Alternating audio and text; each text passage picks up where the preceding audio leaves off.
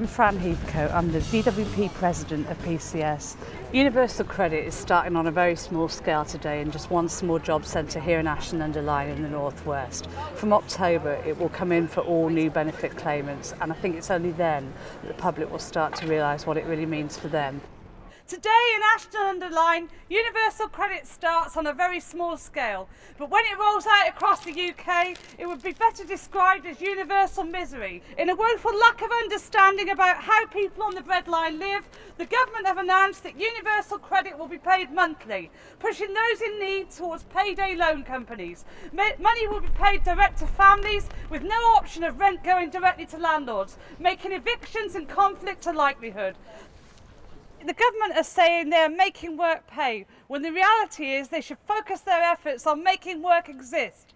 This would mean the investment in creating jobs and supporting people, not demonising the unemployed and those entitled to benefits.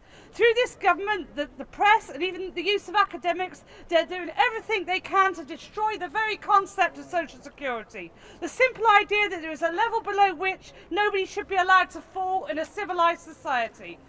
I'd like to draw your attention to a couple of statistics to put what this government is doing into some context.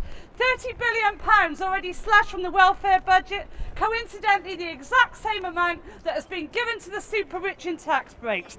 The reality of the benefit bill is that 0.7% of benefit expenditure is all that comes out of the welfare state.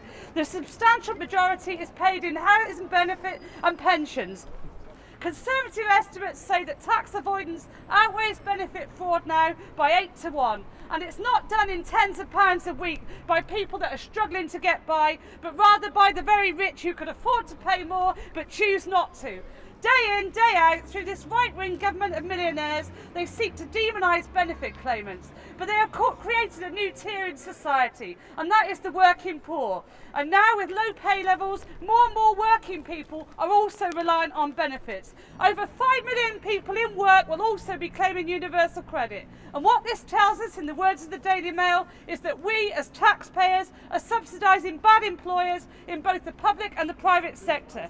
Because the other interesting statistic is this: 40% of those that process universal credit will also claim universal credit, making a large proportion of the public sector workers benefit claimants, particularly women, particularly part-time workers.